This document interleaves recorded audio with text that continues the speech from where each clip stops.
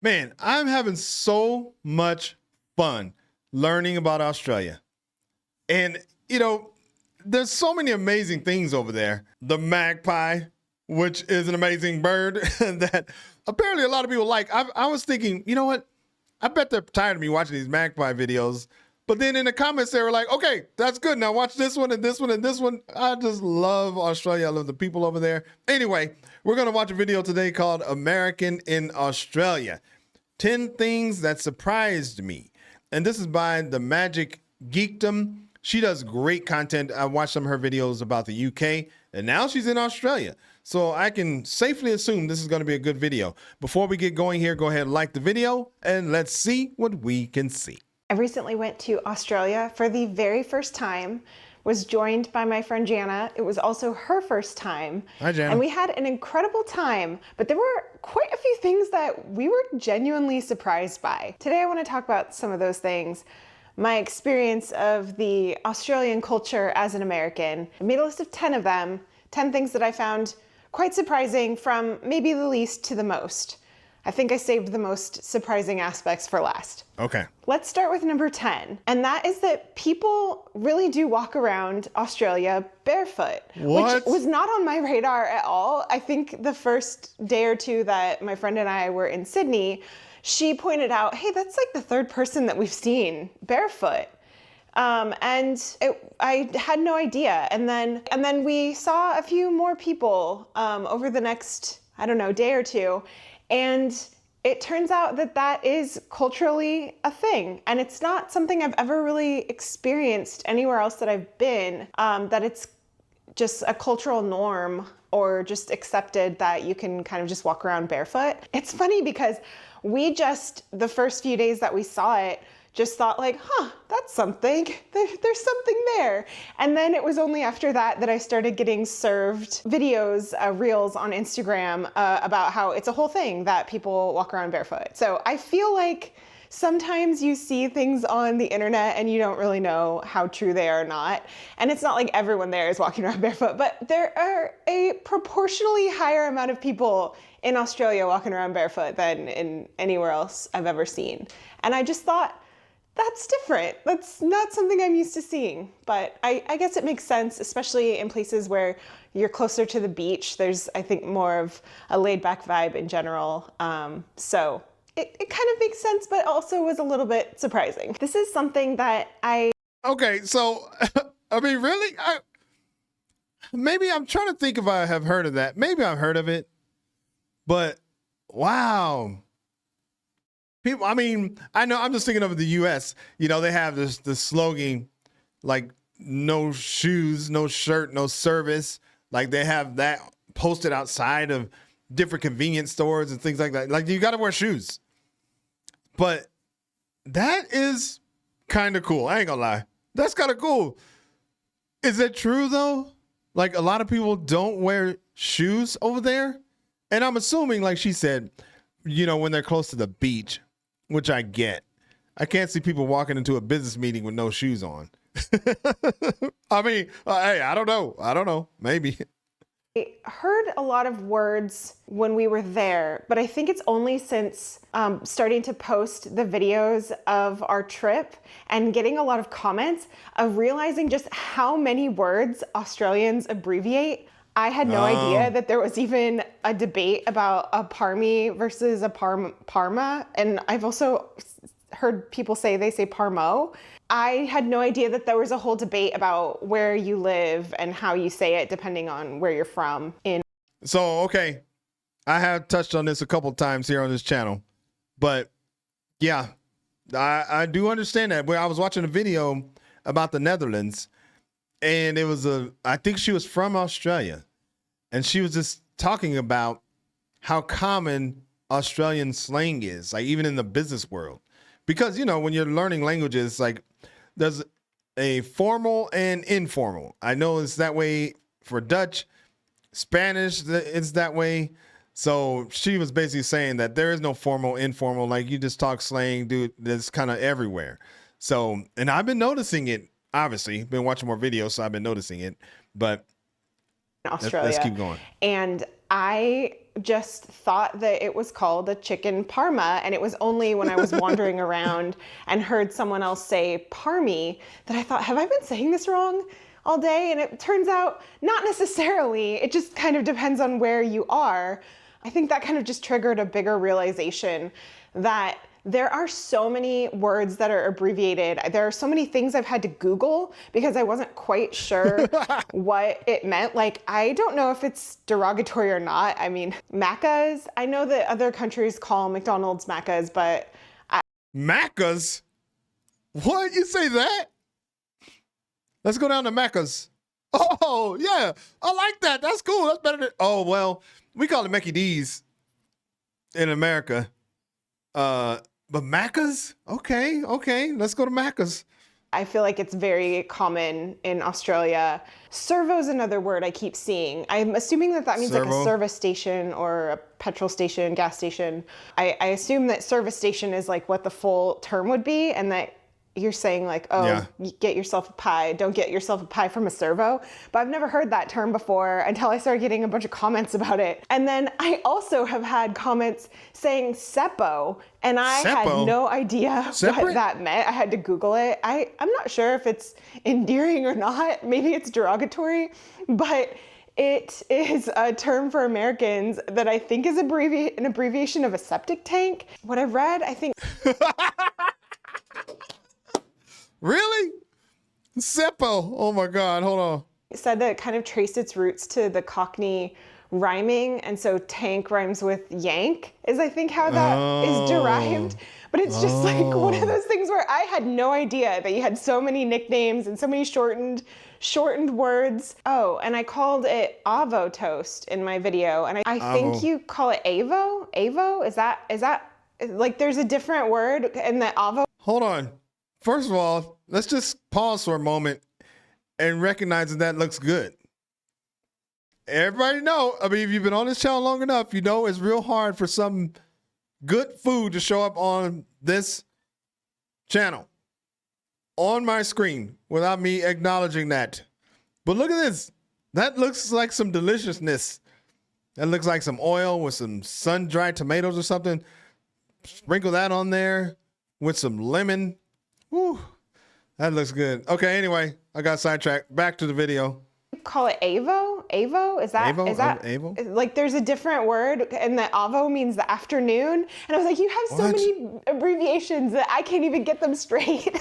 But I also enjoy them, and I have really enjoyed learning nicknames. Like I learned that the ibis, the bird that we saw, that I asked in a video what it was, and learned that it's called a bin chicken, and I love that. It makes me laugh.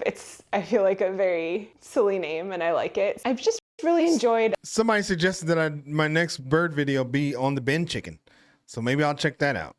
Learning about all of the abbreviations that you have, and now I want to know more. Like, teach me more of your abbreviation language. Number 8. And this one is one that you never really know as an American traveling to another country how you're gonna be perceived there, how people will treat you. But I felt like Australians are very welcoming, especially to Americans. Our country has... I just want to pause on this because I have experienced this in my little short 2 weeks that I've been doing, 2 or 3, whatever it is, that I've been doing videos about Australia. They are just... I can't tell you how many people I've had reach out to me saying, hey, when you come over here, let's get together. I'll take you to, an Australian rules game, or let me connect you with this person who has this podcast. And you should, if you want to learn more about it, I mean, it just goes on and on. They just seem to be like the coolest people. Like I just want to hang out with them. When I go over there, it's going to be like a party. I mean, not that I'm going to get hammered every night because I'm not a drinker like that, but I'm going to have a good time. I already know. I'm just going to have a good time. So anyway, I would agree with what she's saying right here. Made things worse for a lot of the world lately. When my friend and I were there, I mean, every day on the news was about how, about the war in Iran and the prices of gas, and just... I mean, it's a constant reminder that we are doing things that affect the world. But it's just so nice to have people just treat you as people and just be kind and welcoming regardless of what your country is doing. I would also say that as someone who posts videos on YouTube regularly, I mean, predominantly kind comments, but there's always people that are not very nice and people that say, you know, like rude and derogatory things about Americans. And I just feel like as a whole, posting videos about Australia as an American, this has been like the tiniest portion of negativity that I've received, which I think speaks to the culture of just being very welcoming and friendly and accepting everywhere that. Oh man. Dang, I almost feel that if I was a crier, I'd probably be crying right now. Like I got chills. I mean, it's what the hell's going on? Tell me, what in the hell? What's wrong with me? Let's get it together. But it is true what she is saying, because Lisa and I have posted over, 1,700 videos on YouTube. A lot of damn videos. And we get comments of people all around the world, you know, and some, especially being an American, especially the type of videos I do where I just talk about some of the flaws in America and Americans, just because once you get out of there, you have a different view, and I don't want to be silent about it. So I still do those videos. So the fact that I do those kind of videos, I mean, I get a lot of negative comments, man, and it comes with the territory. If you have a YouTube channel, you know that. But the Australians have just been amazing. I already said it. And it comes a point where you just realize that it's kind of who they are. It's not that they're trying to get me to respond to their comments or, you know, stuff like that. You just get the feeling that they're just some cool people. So anyway, let me rewind before I start leaking. That means crying. Very welcoming and friendly and accepting everywhere that we went. Everyone was just so kind and lovely and just overwhelmingly nice encounters everywhere along the way. I feel like we would just be, you know, in a store or somewhere and a person would just like strike up a conversation, and it was just nice to talk to people and have just those little interactions and have them be so warm and friendly. Number 7 is about animals. We knew we were going to see some fantastic animals. Obviously, the world knows about kangaroos and koalas, but I had no idea just the extent of which there were animals that were not even on my radar at all. It wasn't until my friend and I started planning our trip and we decided that we were going to go to a wildlife park just to make sure that in our short time there, we would be able to see some of the animals that we've never really seen before. God. And learned about quokkas, and I had never even known what a quokka was. And we did get to see them, but they were kind of hidden and not out and smiling like they usually are. But just the fact that there are animals like that I had no idea existed, and you guys are keeping these from us. They're like a little secret, but everyone should know, because I feel like more people would want to go to Australia if you weren't gatekeeping all the cool animals. Man, this is a good video. And she's right. Everyone should know. So guess what? Subscribe to my channel, because I'm going to learn. I mean, I love animals. I've told this story already, how, you know, these days, you know, you have kids that the parents give them an iPad and they're watching some cartoon or something. But back then, my mother used to sit us in the living room and we watched like National Geographic or something. Like that's just what we did. And it was awesome. We all loved it as a family, learning about animals. So I am going to watch a lot of videos about animals on this channel, because it's incredible the different animals they have. And I noticed in the comments that Australian people love it. They're proud of the animals that they have. So if you want to learn about these animals, then you came to the right place. Just go ahead and subscribe. Okay? Okay. Just kidding. I guess there's just a lot of animals that we do know about, but a lot that we don't. And then even some that I didn't even consider. Maybe it's naive of me, but I had no idea that cockatoos were just wild in Australia. I don't know, I guess because the only time I know about cockatoos, they're in a cage somewhere. So just to see them out in the wild was so amazing. Just an amazing experience to see, you know, all of these animals that are so exotic to us and you know, we could only see in a zoo anywhere else. So I guess the surprise is that there were even more than I even expected to see. Also some really strange birds, like some of the strangest birds I've ever seen that were not on my radar at all. And big chickens, which I love. I think to add on to that, number 6 is that Australia animals were not trying to kill us. I think one of the maybe not misconceptions, but maybe, I don't know. I feel like one of the biggest misconceptions or worries or kind of fears that people have about traveling to Australia is encountering, like, you know, snakes or, you know, spiders or, you know, something venomous or poisonous that you just would not want to encounter, and it would be inside of a house or somewhere you were staying. And that is, I guess, really not the case for most people. That's true. That's true. That is what, you know, it's almost like the running joke that what people say about Australia is that everything there is trying to kill you. So, you know, I mean, of course, the videos or the TikToks that get the most views are the ones where the snake is like climbing down the stairs or something like that.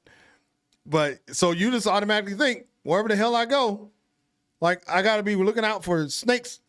I got to come up through the toilet or, you know, something like that. I don't know. But I've had people in the comments tell me that I need to calm down. And they basically said that it's just like a bear. You know, yeah, bears are dangerous and they could kill you. But there's not going to be a bear walking down Fifth Avenue or whatever. You know, I'm just kidding. That's a horrible thing to say, a horrible example. But basically, they're not everywhere and they're not going to kill you. Okay, that's good to know. Met a lovely young woman who was a hostel partner of mine in New Zealand, and she was from Sydney, and she said that she never had seen any kind of like creepy crawlies in her house ever in Sydney. That just made me feel very reassuring of, you know, sometimes when I travel, depending on where I'm traveling to, people that I know will say like, oh, are you concerned about X or, you know, this thing or that thing? And for Australia, it seemed to be the creepy crawlies. Like, are you concerned about the animals that could cause you harm? And I think it was one of those things for me where I was like, should I be? I mean, unless you're planning to go somewhere more remote or rural, I guess the typical answer would be you probably won't experience anything like that. Yeah, but that's right. I don't know. You'll have to tell me, for those of you in Australia, I'm curious, like, do you encounter gross spiders? I mean, we were also there in the autumn, so I would assume that we probably wouldn't have had like gross spider season at that point, but I don't know. You'll have to let me know what your personal experience is. Maybe you're like, no, we got them all the time everywhere. I don't know. My perception was that maybe we would encounter some kind of like huge spider in a hotel room or something, that it really isn't that normal. Like, I mean, I'm being honest, that's kind of what I was thinking. I was thinking like no matter where I go, like I remember watching a video about, or I saw like a thumbnail or something about somebody who had an RV that was going across Australia. And I was just thinking, well, there has to be some kind of spider or snake or something inside that, inside that RV. But I don't know. It's just what you think. That's what is portrayed. I would assume that you probably could encounter the negative creatures as well. I think maybe the misconception is that it's not as common as we may think, but maybe you know differently and you can let me know. Now, my friend and I had a lovely, fantastic time, but we did only go to Sydney and Melbourne. Like, we had just a pretty short trip. She was there for a week and I only stayed a few extra days after she left. And so we only got to experience just a very small part of the country, but I think, and maybe this is one that was not on my list, but I think it's kind of like maybe we'll call it a 5.6, because Australia is so much bigger than I Yeah. ever imagined. And maybe this kind of ties in with one later on down the line. It's much harder to get from place to place. You can't just like drive there or you're going to be driving for a day. Like everything is Right. much more spread out than it maybe was. I think I initially perceived. I thought like, oh, I'm going to go here and I'm going to go there and then I'm going to go to Perth and I'm going to go to Yeah. Brisbane and I'm going to go to Tasmania. I really would love to go to Tassie, but it was like I'd have to take a ferry or I'd have to fly. It was like everything had an obstacle of how you were going to get there. And it just made it so that when we planned our trip, we couldn't get around as easy. Like it was, I think that that's probably why most people don't travel to as many places in Australia. Anyways, that was kind of an aside, something that Wait. Oh, okay. She's saying she thinks that's why people don't travel to that many places in Australia. Oh, okay. That's understandable. I mean, I know what she's saying. I know people who, they think they're going to go to the United States to go to New York. They're going to go to LA. They're going to go to Seattle, Austin, Texas, Chicago. Like they're going to do this all in a week, And so I totally get that. And yeah, you're not going anywhere fast in Australia. just kind of popped into my head. What my number 5 is based on, the small portion of the country that we did see, and that is Sydney and Melbourne, and just how for 2 pretty good sized cities, they were so much more laid back than I ever expected. I mean, I think when, even when we got to Sydney is a large city. And I feel like structurally has, an underground. Wow. It has, it's structurally set cool. up in a way that kind of reminds me of like New York City or London. And yet those are 2 cities that are very, very fast paced. Yeah. And like people will push you out of the way. And like people are like, oh, get out of my way. I'm on a marathon right now. And Sydney was not like that at all. I just felt Really? like no one seemed like they were in a hurry to get anywhere. There was just a laid backness about them that I've not really seen in any other larger cities. That is super interesting. A large city that's chill? Because when I think of large cities like New York or Chicago or San Francisco or something like that, like I just think of just like this kind of chaos and a lot of stuff happening. Well, it sounds like she's saying it's a large city that's pretty chill. I kind of like that.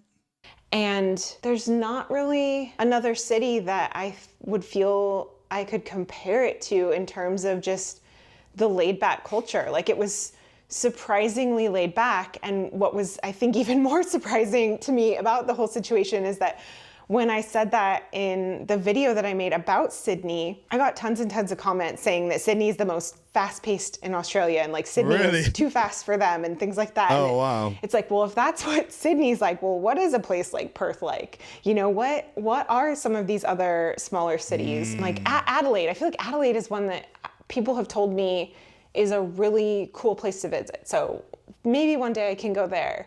But, like what are these other cities like if what I felt was very laid back is fast paced to other people in Australia? One of the most glaring observations that we made pretty much the first morning that we were there is just how fit and how health focused What? everything is. I mean, it seemed like especially in Oh my Sydney. God.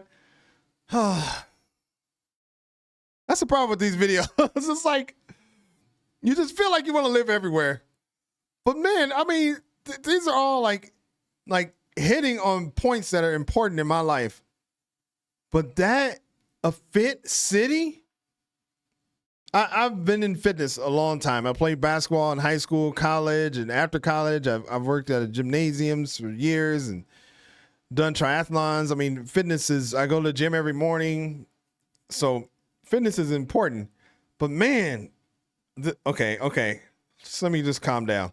And how health focused everything is. I mean, it seemed like especially in Sydney, but I felt that about I felt that in both cities, but yeah, Sydney especially. And maybe it was just because that was our first, 24-hour introduction, but it was just so fitness focused. Like everyone seemed like they were coming or going to a gym. Everyone seemed like they were, in athletic clothes, which maybe is just part of the the style and the vibe, because I feel like it just seemed more culturally accepted to just be kind of in like leisure wear, but maybe it's just because people are coming and going to the gym. I don't know. We walked by so many fitness classes happening. We didn't see anyone smoking. Like, I feel like anytime I go to a big city, there's always like the smell of cigarettes wafting through the air. It feels like a... What did she say? Hold on. Like, I can't even wrap my mind around that. Being here in Spain, where, I mean, obviously not everyone smokes, but there's a lot of people who smoke. Lisa and I were walking down the street the other day behind this dude who was ripped. He was like buff, everything. And all of a sudden we saw him take a puff on a cigarette and throw it out to the side. I was like, we're like, he's smoking? So people smoke here in Spain, okay? But did she just say that not a lot of people smoke? Oh, man. I don't know why. I just think that people do, but no. Whoa, okay. There's always like the smell of cigarettes wafting through the air. It feels like, especially a lot more European cities, I feel like smoking is still common. And to, you know, a higher extent in other places, like in the US now, like vaping is a lot more common. Yeah. But we just saw none of that. Really? And then we learned from a lot of comments on the videos that there are huge taxes on cigarettes. There's huge taxes for smoking, which, I mean, hey, that's one way to do it. I mean, there's really not a lot of it happening there. It's pretty wild to be in a big city like that and just have like no cigarette smoke around or anything. It's honestly refreshing. Hey, real quick, will you do That's pretty cool. That is pretty cool. me a favor? If you like this video and you want to see more videos like this, will you subscribe, hit that subscribe button? Yes. And leave me a comment and let me know. Number 3 is one that I... Go to her channel, subscribe. She's really great. She's really great. And she's trying to do it on YouTube. So go on over there and subscribe. Let's see if we can bump her up another 10,000. Where's she at? 85,000 right now. I mean, I think we can get her up at least another 1,000 to 86. So head on over there. All right, anyway, let's keep going. Found in the supermarket. Oh, and while you're in the subscribing mood, I mean, what's one more subscription? Know what I'm saying? Subscribe to my channel, okay? Okay.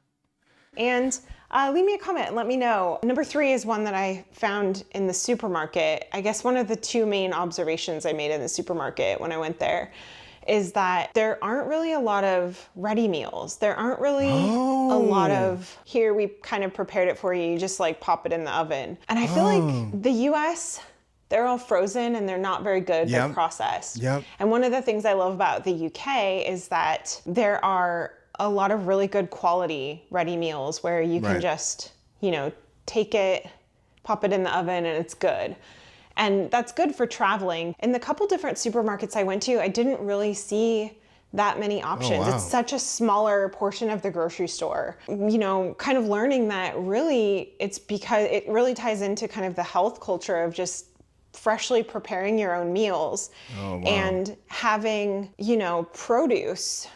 I don't think I have this on my list. This is, I guess, one that should have been on there itself. Overall, I'm gonna just change this because it really is like surprises about food in general, because part of it is the fact that you're really kind of preparing your own food a lot more. There's a lot less options for ready meals. But then part of that, I think, is the fact that Australia has so much produce and so many fruits and vegetables I'd never seen before. What the hell? Oh, okay, that was a person. I thought that was an animal. So much produce and so many fruits and vegetables I'd never seen before anywhere else. I had some of the most amazing fruits in Australia. My impression from comments that I've received is that there really is a stress in Australia to focus on Australian produce and like growing everything there, which is amazing in and of itself, that you have like this whole food ecosystem. But it's like, I can understand why you make things more fresh. Like you have all this fresh produce and you have really good produce, and it's just so much different than the American chain. In the US, we import so much produce. It's so different that it's just kind of amazing that you have your own ecosystem there. That's why I needed to tie this in with the food thing. And I guess the third like sub point of the food in general is we tried so many things that I didn't even know about until we got there. Like we saw something called a Morton Bay bug and we were like, okay, let's try No. that. And we tried it and it was so delicious. What? What the hell is that? Morton Bay bug. Okay, I'll try that. Was amazing. It was kind of, I want to say that we decided it was kind of like a mixture between like lobster and shrimp. It was so good. When we had a nice dinner, Jana had a steak and it was incredible and different from any other steak, which is interesting because And I love the size of it. I'm not a huge steak eater, but I'll eat that. That looks like just the perfect meal right there. incredible and different from any other steak, which is interesting because I think it just kind of ties into the whole like ecosystem and the things that the beef are being fed there and how it differs from our supply chain of food in the US.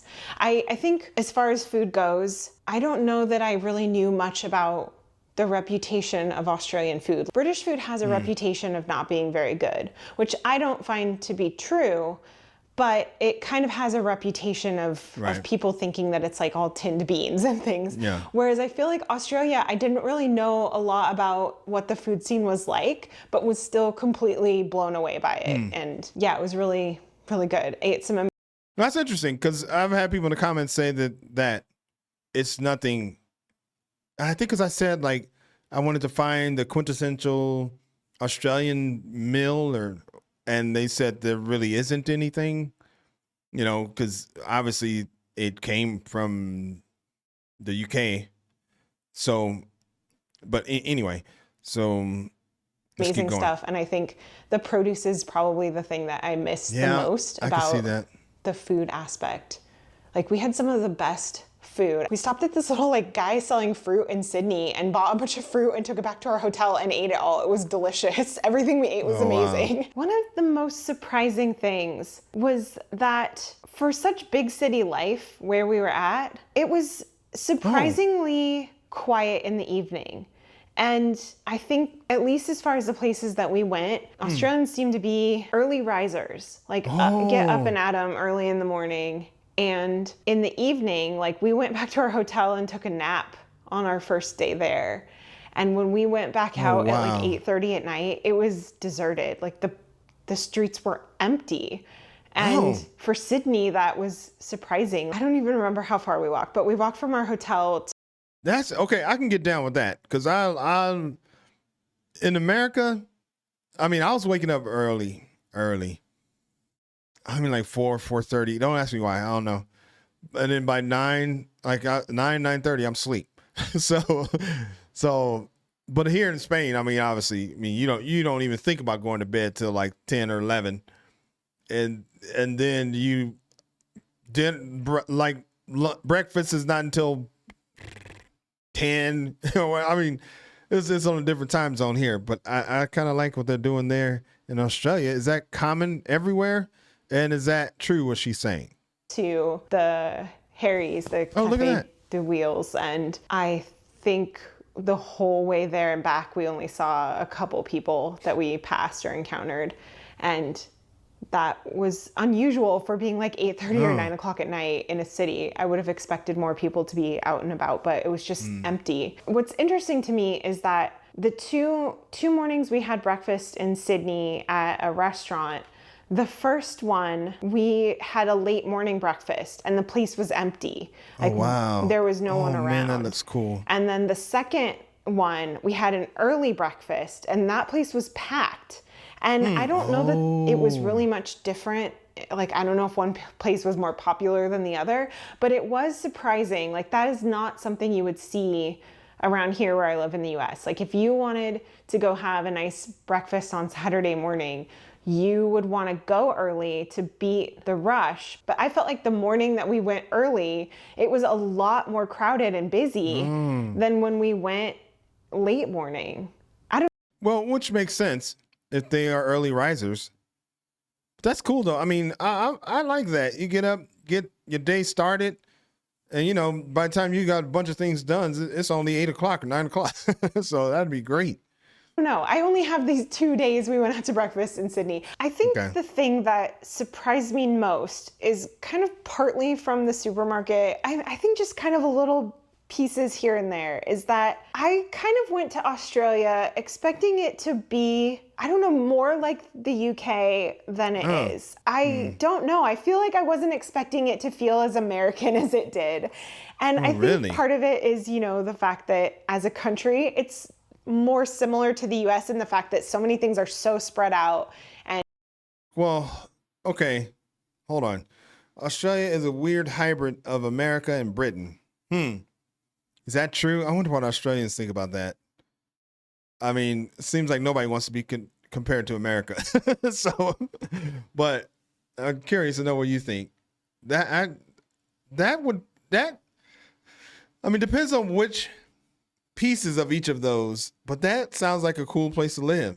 If it's somewhere in between there, maybe I don't know. American as it did. And I think part of it is, the fact that as a country, it's more similar to the US in the fact that so many things are so spread out. And there's, I think, more of a driving culture there than I expected, similar to the Oh. US. And I'm sure in part because of how everything is so spread out. A lot of the culture that I would expect to be influenced there, like the pub culture and things like that, there was that presence, but it did almost feel more like a hybrid.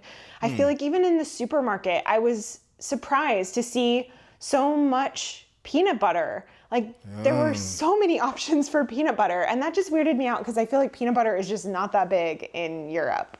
And I just never see that in supermarkets there. And then, having like eggs being in the refrigerator, at least in a lot of places, like that's more in line with the US. And then, having these like big roads, having the tea culture. I mean, I knew that there was a coffee culture. I didn't realize that there was a tea culture, but it's like, okay, it makes sense. But then even in the supermarket, there were so many brands that are American brands that Yeah. I'm sure that they're, divisions in Australia, and so they're probably completely separate companies. But just to see brands like Sara Lee, Sara Lee is a very big American brand, and so it kind of surprised me that there was an Australian offshoot of it. And I guess now thinking about it is that instead of being kind of like a hybrid between the US and the UK, it really does feel more like a kindred spirit with Canada, because Canada is kind of more similar in that it's got like the driving culture and like some of the things that are more related to the US, but then there's still that British influence, and being a Commonwealth, having more British culture, like cultural influence than the US does. So yeah, I guess maybe what I didn't realize is that Canada and Australia are more similar than I expected, but also so different at the same time. Well, I've never been to Canada, so I can't speak to that. It's interesting. It kind of sounds like she almost was thinking that Australia was going to be similar to Europe, or but it isn't. So I don't know. Maybe it's just its own thing, or is it a mixture, like she's saying, of all these different places? I guess every place is a mixture of every place. I don't know. What do you think? Just went thinking like I would be able to go and have cream tea like in the UK, and then it turns out that cream tea there is actually afternoon tea, and like I feel like all the terms are different. And then it's hard to find clotted cream, which I think is called Devonshire cream in Australia. I maybe went in a little bit naively thinking that I could get things that I like in the UK and Australia because there was still that connection, but it turned out to be different. I know that culturally Australia is completely different, but I think that that's the surprise, is that going to Australia, it surprised me that there were so many more commonalities that we share than I expected. Overall, I had an amazing time. I know my friend and I both did. I'm so grateful that we got to take that trip together, and I would love to come back. I've had a lot of people reach out and ask, when is my next trip? When am I planning to come back? And unfortunately, it is a really long journey to get there. I don't know how soon I will be back. I'd love to come back within the next couple years, but I don't know. I'm not sure. However, I did, after leaving Australia, spend about 2 weeks in New Zealand. Oh, And wow. that series will start next week. I hope that you'll stay tuned and join me over there. And if you haven't seen the video where we first went to Sydney, this one, it'll be right there. This was our very first experience, like the introduction to Australia, and I really, really loved it. I recently went to Australia. Oh, man. Dang. Okay. We're going over there. But I think 2028, because we got to get back to the U.S. next year. We're here in Europe. We plan to go to the UK like 3 or 4 times. We're going once at the end of this year. Then we're going 3 or 4 times next year. And we got a bunch of places to visit. So it looks like 2028 is when we're going to be able to make it over there. But man, oh man, that was good. That was a great video. That was a great video. There's some things I didn't know. It's like eye-opening. Excuse me. I like the fresh food. I like the health scene over there. No smoking. Or not as much smoking. I think all of those things are amazing. This just seems like an amazing place for sure to visit. And it seems like an amazing place to live. That was a lot of fun. Hopefully you have tons of comments because I want to hear from you. Obviously, this is her perspective, but you live there. Oh, and the animals and the birds. Oh, my God. This is ridiculous in a good way. All right, that was a lot of fun. Hopefully you liked this reaction here. If you did and you want to see more just like it, then subscribe to the channel, man. It's easy and it's free. My name is Greg. I'll catch you on the next video. Peace.